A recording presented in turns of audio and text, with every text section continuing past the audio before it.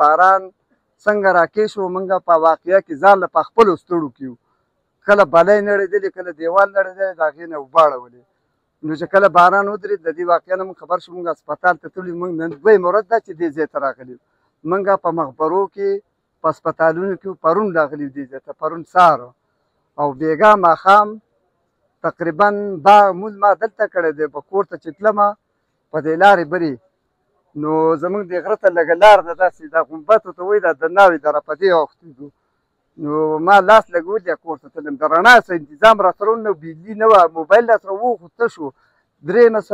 څلورمه ورځ ده نن چې بجلي نشته د بجلۍ ارحم درحم دی لکه دا مسله پکې غټه د بجلۍ ده خبرونه په لوی تعداد کې دا و چې شېوله خو زموږ زموږ د ملګري دي او مسکت والا د قوم نه اجړ ګجرو ته وایي هغو بیا شېول راکړو هغو دا کډه وواله هغو په شېول کډه وواله بیا پکې لاکونه او تلې والا راکړه موږ دا مړي په هغې کې بیا په یو ځای په یو قبر کې موږ دوه ماشومان ایښي دي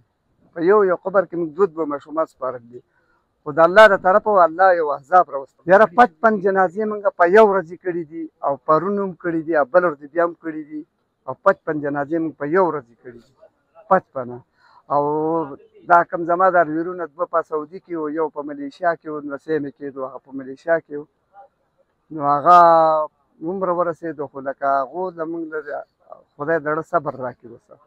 او نورې داسې څه دغه خبرې نشته زه تاسو ته وکړم تاسو مناظر دا حالات ګورئ ګیر چاپېره دا شین چمن و چمن او بیا داسې ویران او داسې اوس دا تاسو وینئ دا کمرې دا کانډرې دا ګورئ چې کانډرې پکې هم دې ځای کې نه ښکاري که نه دا کاڼ پروت دی وروره ګورئ دا تاسو دا علاقه لیدی شئ زمونږ کوم وروڼه بیګان دي په بار ملکونو کې خو هغه د سلیمان دی دې محمد چیر دی لا چاندې کوي زمونږ کمیونټي هم ده زمونږ کمیونټۍ ته هم دا درخواست دی د فیسبوک ملګرو ته چې هغه دې له څه چنده مقرر کوي سوی د یو ریال نه د یوې رنګۍ نه هم وي قطرې قطرې سې دریا بند جایګه که لکه د دې نه به هم لوی شی جوړ شي دا مردان والا رونه پرون زموږ راغلي دي ثوابۍ والا راغلي دي دوی سره د خپل مناسب څه چندې وي هغه یې کړي دي پرون راغلي دي اسلام آباد نه پنډۍ نه د ملکونو نه د مخلوق خدای پاک او مدد یې له بشوڼۍ نومې کلی دی اخوا زموږ نه لږ اخوا ته دی هغه ډېر متاثره شوی دی هغه روغ کلی وړی دی نو حکومت خاص نه موږ دا درخواست دی صوبایي نه هم بیا چې د دې غور دی لازم وکړي دا لاشونه لا پراته دي هلته دا ملبه ډېره زیاته ده چې روغ کلی غرق